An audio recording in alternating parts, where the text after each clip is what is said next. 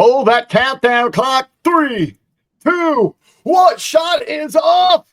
Oh, it's a high bouncer. Knicks have got to wait a minute. Knicks upset. Knicks, wait a minute. We're going to OT. What a roller coaster of a night it was in. It was in New York, and hopefully we got a roller coaster of an episode for you. Back again with the 10 count on the RBV. Richard Brunson Vickery, as joined always on the other side of the screen by John Paz. Paz, I know you're a San Antonio Spurs man, but what a wild night it was for Game 1 Eastern Conference Finals up there in New York.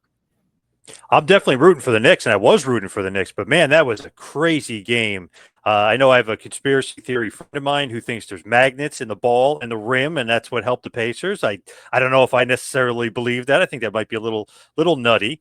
The only thing was that Halliburton shot. That was crazy because it looked like there's no way it was going in, and then bounced right in. That obviously is to me pure luck, but just crazy that they came back. Naismith went nuts, 8 of 9 from 3. What a freaking game! I can't believe they blew that lead. I know a lot of people lost money on that game. Jeez. Right. We got 3 minutes left. You're up 14. It's over. Nope. Not when the guy hits 5 3-pointers in a row. It's not over. Crazy. Well, hey, what a great jumping point, because it is our lead conversation, and it is the NBA goes WWE, even heading into this thing, partner up with each other.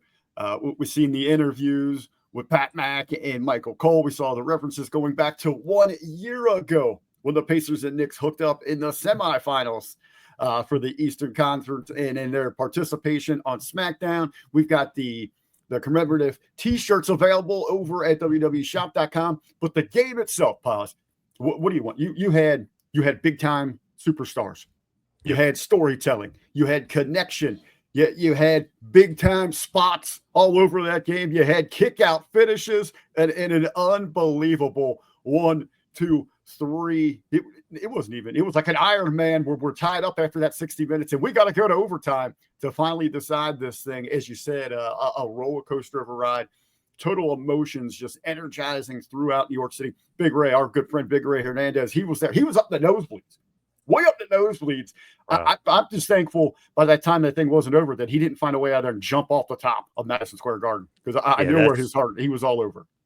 That was a brutal loss. If you're a Knicks fan, my God, that was a brutal loss.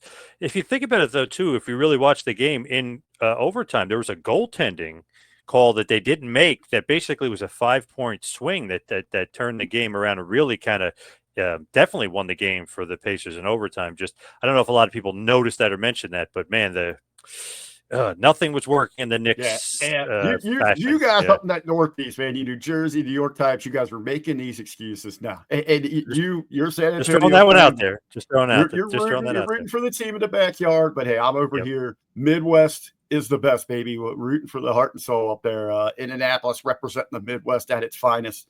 Hey, Pacers, man. Shocking the world. Come back, kids. You can't keep them down. You can't count them out. It is crazy that you could be up 14 and doesn't matter if you got Halliburton back there, you got Naismith. I mean, man, they're going to be a hard out. I think the Pacers are going to win the series now, especially after that game. I don't know how you can come back from this. I know you can win a couple games. I don't know how you can come back from this. I think the Pacers are going to win, even though I want the Knicks. I just think the Pacers have it. Well, you say fans on both sides, man. They are absolutely loving this, man. Eating it up. And it's great for WB. Energy. Great for WB because Brunson, Halliburton, and Josh Hart wants in now too. WB, so great for them. Tying into it. They're going to be tied into it. We're talking about those fans. We're talking about that interaction, that energy. Positive. So let's switch gears to maybe how fans shouldn't be acting. And we got this recent story here. Paige takes to social media. Paige, Soraya, however you want to go with it there, of AEW, formerly of AEW, formerly of WWE, now out doing her own thing, got the podcast, doing the book tour and all that. Recently at a meet and greet, a fan convention, and she's doing her thing up there. People paying good money, waiting in line for that interaction, maybe get a couple questions, get those few moments, create those memories, get an autograph, pose for a photo, a little put your arm around. Not the shot going away. Well, apparently, Paige had to put out a public service announcement to remind everybody that there is no puckering up. Wow. That there is no over the line contact. Apparently, a fan wanted a little kiss from Sarah. That is kind of I don't know, a little weird, a little creepy, a little over the Hey, line, a bit much. you've worked these fan conventions on both sides of the table. Have you ever had anyone Yeah. pucker up for Paz Daddy? No, nope, no, not even close. No, there's no interest there from that. But obviously, I mean, she's a gorgeous woman. But I mean, that there's a place and time for that kind of stuff. But yeah, definitely not from a fan. Definitely not at a meet and greet. I mean, just absolutely weird. And I don't know, like one of those things where if you're security, like, do you beat the guy up? Do you just throw him out? Like, what do you do? I'm just curious from that standpoint. I feel like you got to beat the guy up. Just send a message. Send a message. You and I were Yeah. joking kind of off air. If there is something about Paige, she has that very exotic, very different look, and she has that energy about her.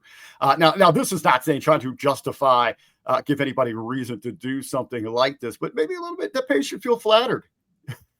Oh, really? Wow, you're going the opposite on this. She shouldn't be creeped out. She should be flattered that the fans are Well, no, interested no, in no, her. no. Oh, Still, a great reason for concern and to be creeped out about this thing. okay, okay.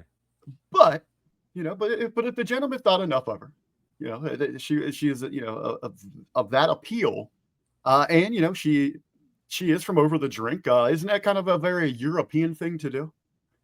But I think it's more like on the cheek, no, like the double cheek, like on the I, cheek, on the I, cheek I kind of I'm thing. not I am not up to speed with my European cultures and customs, so I just throw questions out there. But on a serious note, fans, hands off at these things. Yeah, don't do that. Don't do Yeah, stuff like don't that. do Yeah. that. Don't do that. Have a little fun with it. But no, no, no, no. Hands off.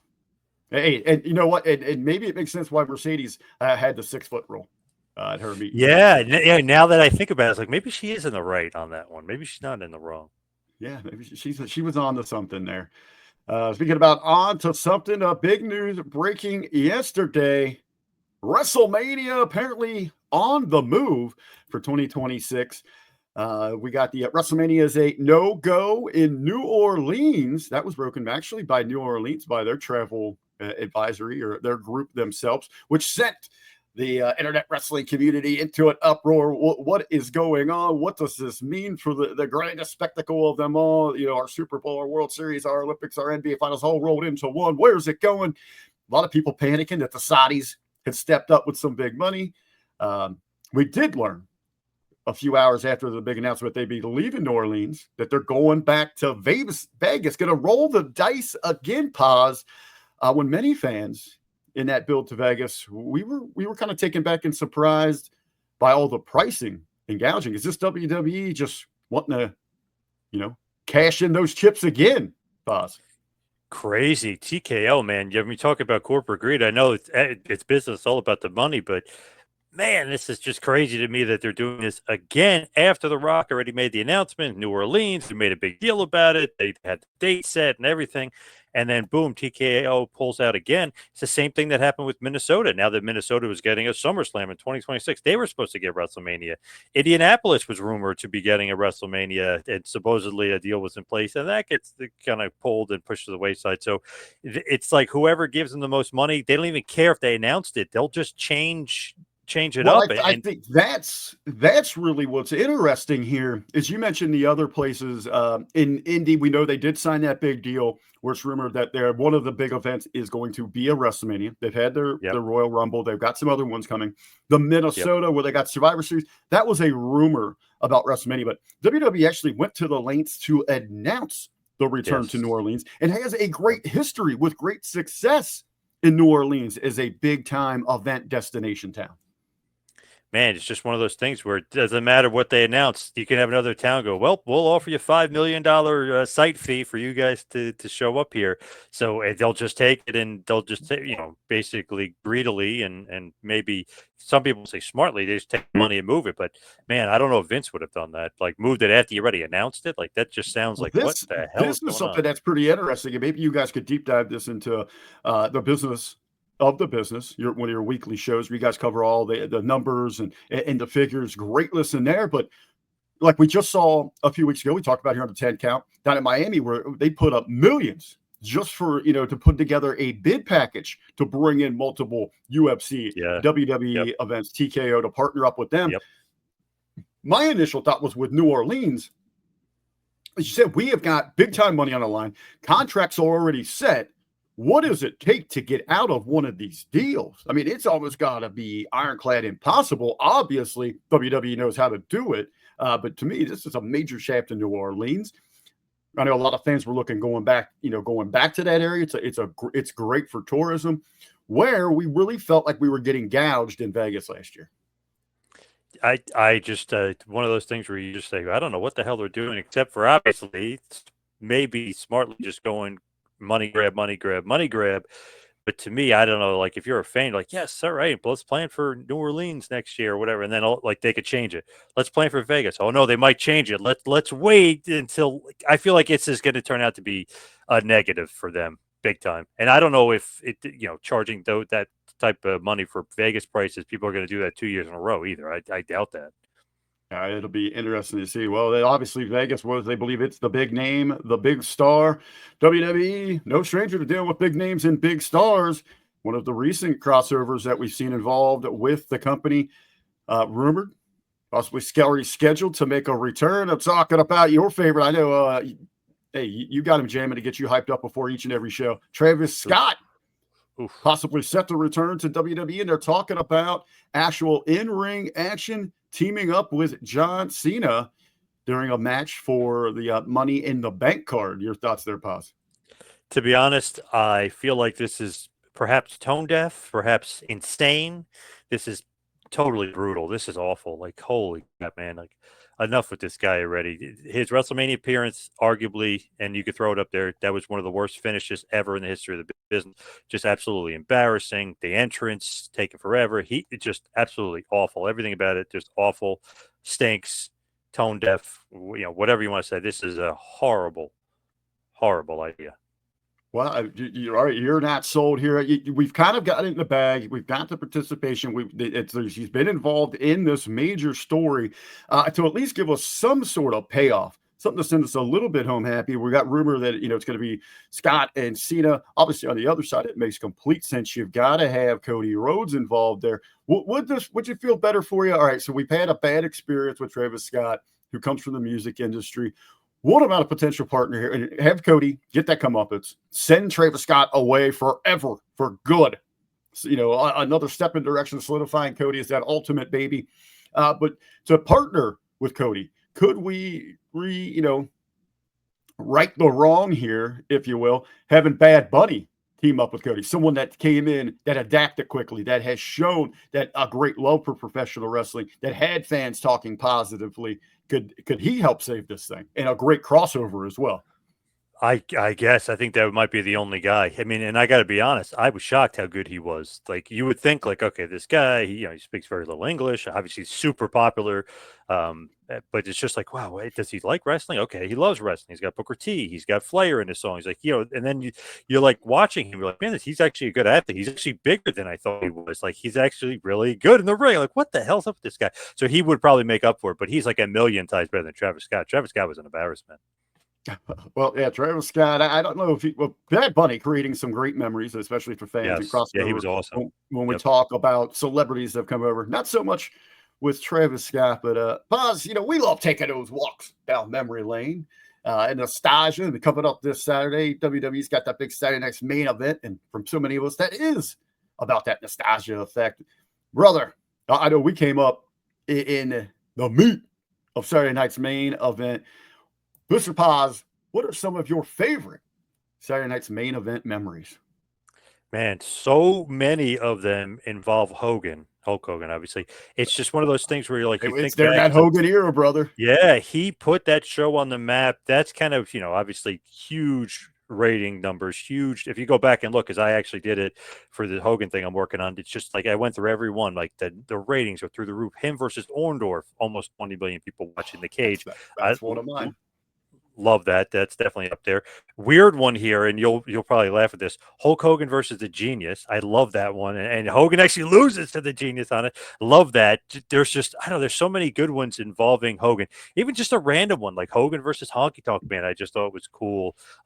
Maybe one of my favorites, Hogan and Macho Man with Buster Douglas as the special guest referee. I know they thought Mike Tyson would beat Buster Douglas, and it should have been Mike Tyson as the referee, but I love that, and to get the Buster Douglas involvement. So a lot of my favorite Saturday night's main event memories are definitely involving the Hulkster. And I know you love Hogan versus Terry Funk on one of the earlier ones.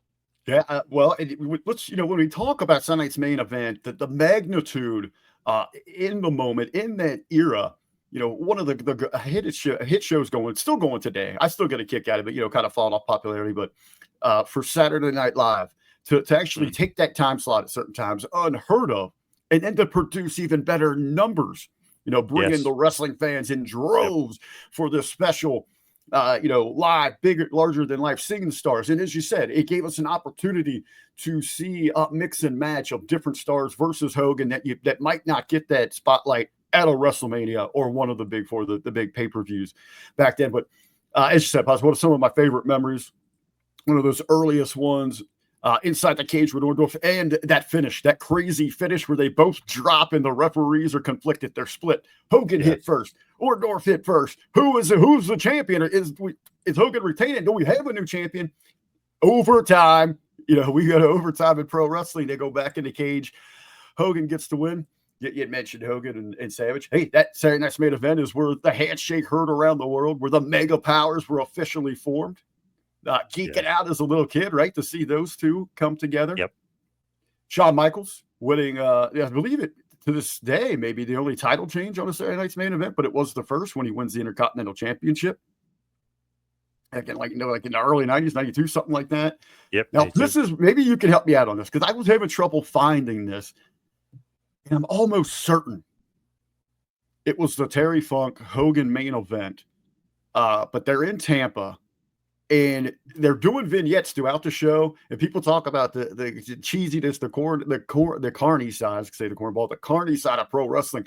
But they got all the superstars at the water park there in the day.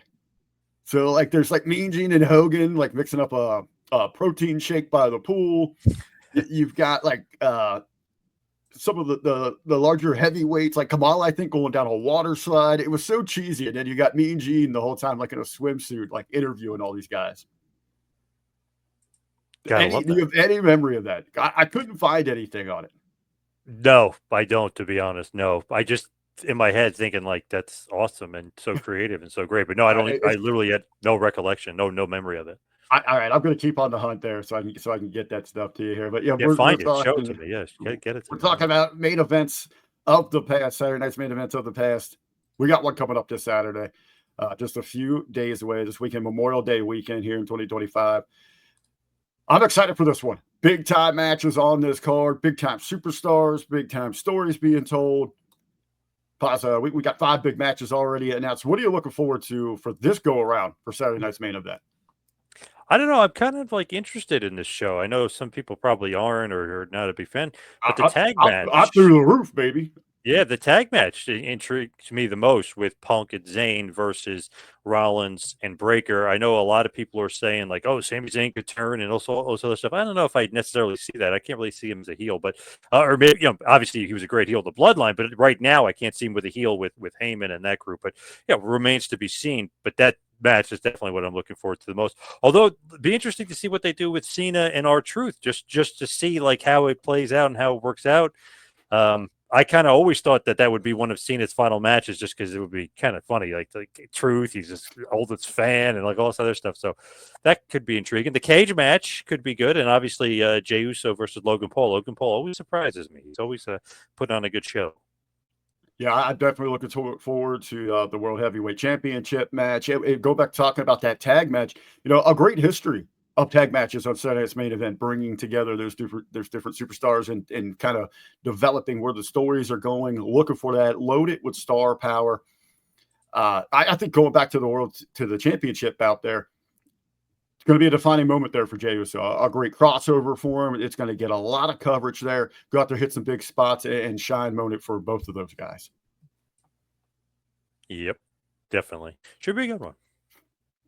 Should be a good one. Should be a great one. A lot of pro wrestling this weekend. We've got some TNA Friday night. We got Saturday night's main event. We got NXT. We got AEW, which we're going to talk about here in a little bit.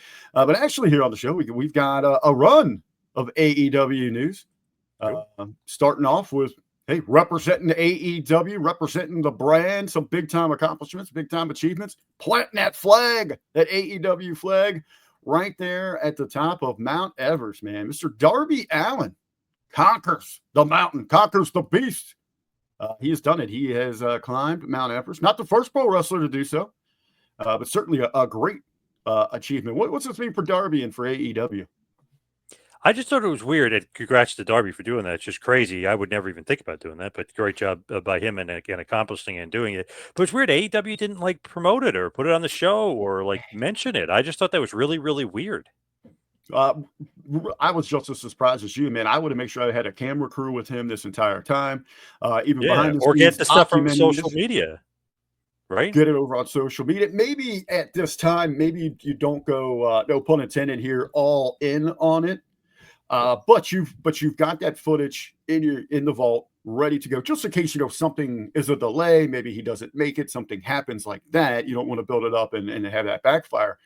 But especially now that it's complete, or as he's getting close to it, why aren't you running with this? This should be major headlines within your company and pushing this to outside platforms to help get that coverage, to get more eyes on your product, on your program. Again, this is another case where this company just continues to fall short as a big boy business when it comes to media, marketing, and PR.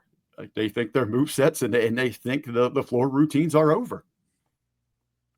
Strange. I don't know. To me, though, like he's got to be returning soon. He climbed Mount Everest. He'll be back soon. Like really hit it home and really pump it up. And they didn't pump it up at all. Kind of weird. I was gonna say, I was watching. Sometimes I zone out. I will admit that with AEW, but I don't recall any mentions of this thing, No, this awesome feat. Congratulations, Darby. This is freaking awesome. Where's the love from your company? Especially right. if what we're hearing in the rumor mill is they've been waiting on this Death Rider situation for Darby to be the hero that comes and puts them down. Yeah. So we will see more big news coming out of AEW. We were talking about WrestleMania on the move, their big time events. Well, Elite Wrestling, not to be left out here, they came up with a big announcement for one of their marquee events of the year. Looks like AEW All Out will be heading north of the border. Yeah. What do they say up there? Oi, yeah, I can't remember. Oi, that's down over there with Jimmy T in Australia. But they're going to Toronto. Hey, that's what it is. Hey, they're going to Toronto, the city of the Maple Leafs, some maple syrup. AEW's had some good crowds in Toronto, in Canada. Very faithful there. Big time wrestling fans. What do you think about, and we've seen them go to the UK. Poz, what do you think about for All Out heading to Canada? I think Toronto is an awesome wrestling town. I feel like that's a great spot. I know they've been there a bunch, but they always draw well there. I feel like that's, to me, usually a home run type town. You know what I mean? Like 12,000, 13,000. I mean, it's usually like a pretty hefty crowd. It's usually pretty good. Well, I think as long as you live within those, reality of those expectations, because let's not forget, going back, WWE just had trouble going back to Elimination Chamber. Oh, why are they doing an Elimination Chamber in a stadium, though? That was kind of weird. Yeah. Yeah, well, they had trouble moving those. That's, the rumor why they had to bring The Rock back in, or what The Rock has told us. So we know we got his involvement there in the Cena turn and all that. But AEW seems to have a great following there in Canada, especially in that Toronto area. I think it is nice to take these big shows international, give it to these outside fan bases, see, and really for me, even for WWE, for other companies, it's a good marketing tool to see international travel, to see how many people will go from the States for a big event like this to go check out something. So you never know there. I think what's even more important for AEW right now is, we were talking about WWE taking Mania back to Vegas. All Elite Wrestling needs to start playing up that they want to focus on being a promotion for the people that is affordable for the people, that you can come. Hey, come take an amazing trip here to the beautiful city of Toronto. There's all these other things going on that you can enjoy while you're here with us, and we're going to help you put it all together, make it affordable with these tremendous travel packages that kind of just go outside of professional wrestling so you can get some cross promotion as well. I love it. It's a great idea. Got to do it up. Smart. Well, I said they constantly let me down on that side of this thing, but the opportunity is there. They need to jump on this, and this is where there is some cracks in the armor of WWE, TKO, all of that there that you could kind of nick away at and try to get that get those fans interested in you and grow your fan base. Pods, we're talking about big Memorial Day weekend here in the States, essentially for pro wrestling. When did Memorial Day weekend become such a pro wrestling holiday, man? We've got TNA, big event. We've got NXT. We got WWE with the Saturday night's main event special. And it come up on Sunday, a big one for AEW. It is double or nothing. We have got 2 Owen Hart Cup finals. They had just announced the Anarchy in the arena. We got some big tag team matches.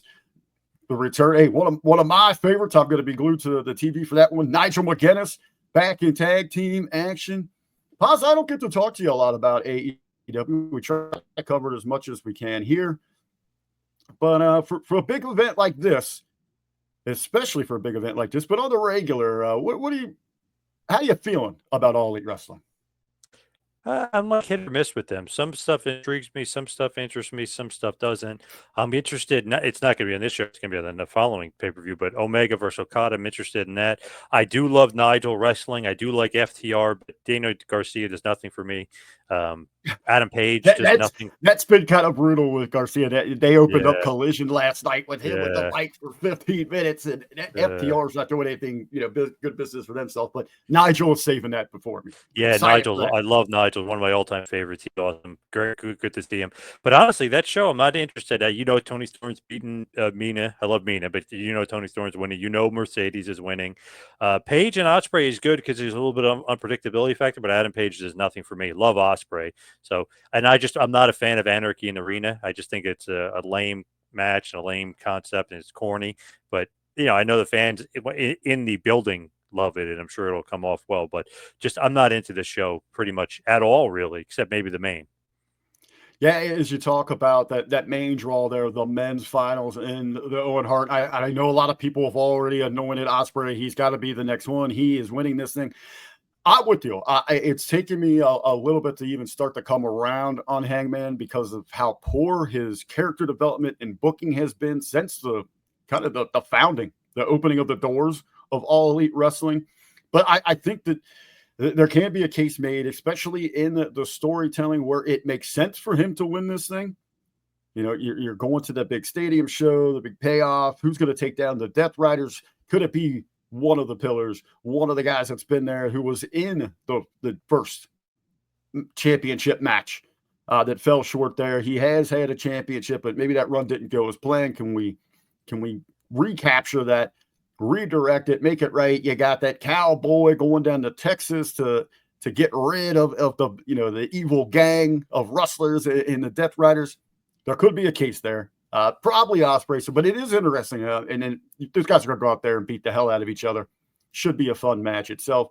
The intrigue on the ladies' side, could they shock the world? Does Mercedes go down in this thing? I don't think so.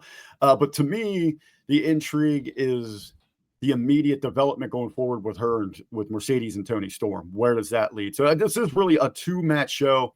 They're going to throw a bunch of it out there. If that's the kind of wrestling you like, then you're going to be entertained by it. I'm with you also. I'm not really an Anarchy in the Arena type of guy either. Yeah, not into that at all. Going to give it a watch. Going to give it a follow to see what's happening there. I do enjoy the AEW product. I think they do have a lot of good things going on. I do get aggravated sometimes. I wish, especially on the business side, they get themselves in line. But certainly rooting for Tony and his team this weekend and going forward. Well, pause. We're almost up again at looking at that clock there. It is, once again, that time for our pro wrestling pop of the week. Hey, Memorial Day is about partying, man. Some good eats, some good partying, all that going on. So I got, one for me. Hey, it's about, getting out partying, having a good time, meeting some new people. It's pause. Here we go, buddy. My pop of the week. Hey, after she's had Waffle House. Yeah. Hashtag RBV eats out, ladies and gentlemen. Absolutely. Absolutely going to love some good eats here this Memorial Day. Paz, love sitting down with you, brother. Maybe we'll hook up again for another episode this weekend. I know we got a lot of watch-alongs over at the Hameen Media Group. Gonna see a lot of me there. Hope everyone joins us on channel. You got anything fun going on for the holiday, brother? Just a barbecue, as long as the weather holds up. Got a barbecue going on. So I hope it doesn't rain. We'll see. Yeah, a lot of rain in your neck of the woods. So are you, Paz? Are you the grill master? No, my brother-in-law actually, he's really good behind the grill. So yeah, hey, we usually let him control that because we want the food to turn out good, not like crap. So he's the grill master. All right. Well, Paz is not heading to the kitchen, but he's heading back to work. Pro Wrestling Facts, thanks for joining us here on this episode of the 10 Count.